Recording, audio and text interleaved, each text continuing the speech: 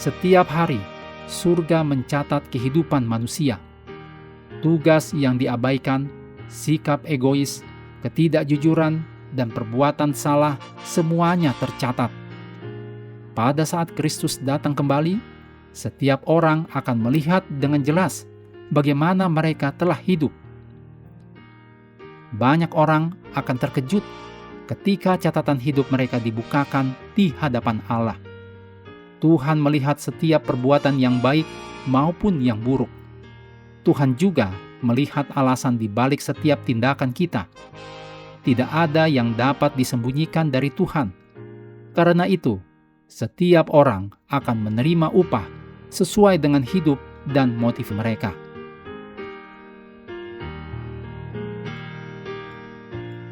Sahabat dan saudaraku, mari menggunakan waktu mempelajari firman Tuhan hari ini.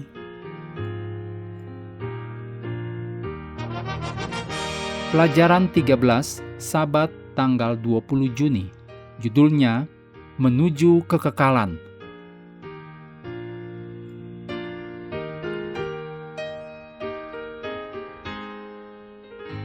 Kita mulai dengan doa singkat yang didasarkan dari Yohanes 6 ayat 47. Aku berkata kepadamu, sesungguhnya barang siapa percaya, ia mempunyai hidup yang kekal. Amin.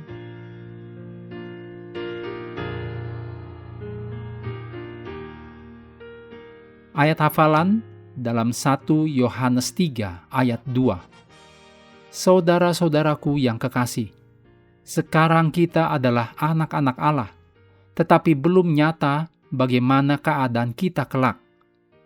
Akan tetapi kita tahu bahwa apabila Kristus menyatakan dirinya, kita akan menjadi sama seperti Dia, sebab kita akan melihat Dia dalam keadaannya yang sebenarnya.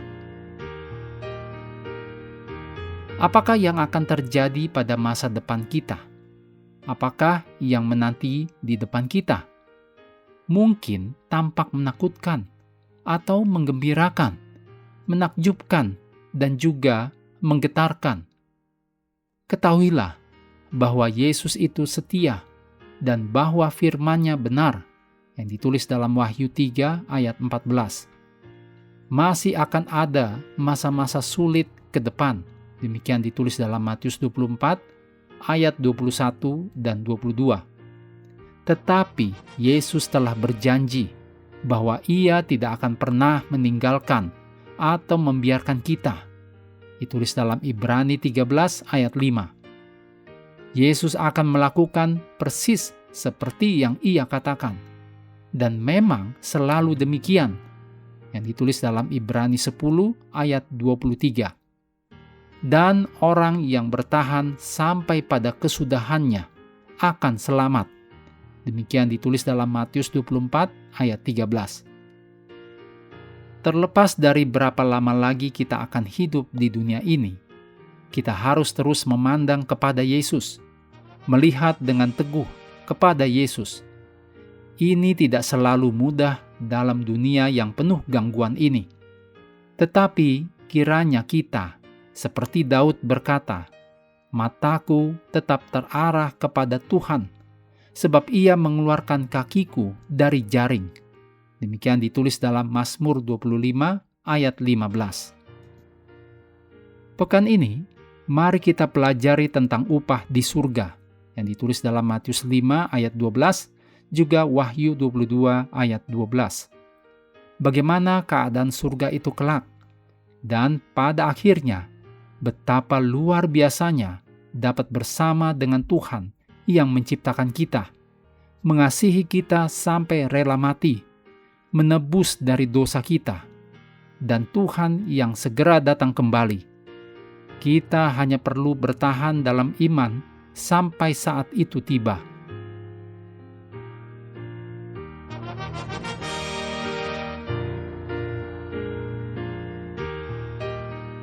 Berikut ini kutipan Roh Nubuat disadur dari Maranatha, halaman 312, dan In Heavenly Places, halaman 233. Pekerjaan kita di dunia ini tidak akan berlangsung lama lagi. Segera semuanya akan berakhir, dan setiap orang akan menerima upah sesuai dengan apa yang telah dilakukannya. Orang yang telah banyak berkorban demi kebenaran tidak akan merasa pengorbanannya itu terlalu berat. Ketika melihat kemuliaan surga, mereka akan menyadari bahwa semua pengorbanan itu sangat kecil dibandingkan dengan berkat yang Tuhan berikan. Setiap hari, surga mencatat kehidupan manusia. Tugas yang diabaikan, sikap egois, ketidakjujuran, dan perbuatan salah semuanya tercatat. Pada saat Kristus datang kembali, setiap orang akan melihat dengan jelas bagaimana mereka telah hidup. Banyak orang akan terkejut ketika catatan hidup mereka dibukakan di hadapan Allah. Tuhan melihat setiap perbuatan yang baik maupun yang buruk. Tuhan juga melihat alasan di balik setiap tindakan kita. Tidak ada yang dapat disembunyikan dari Tuhan. Karena itu, setiap orang akan menerima upah sesuai dengan hidup dan motif mereka. Setiap perbuatan baik yang dilakukan dengan tulus diperhatikan oleh surga dan dicatat dalam buku kehidupan. Di surga nanti, tidak seorang pun akan hidup untuk dirinya sendiri. Semua akan dipenuhi kasih dan sukacita dalam membahagiakan orang lain. Jika kita ingin menikmati kehidupan surga kelak, kita perlu belajar hidup dengan prinsip-prinsip surga mulai sekarang.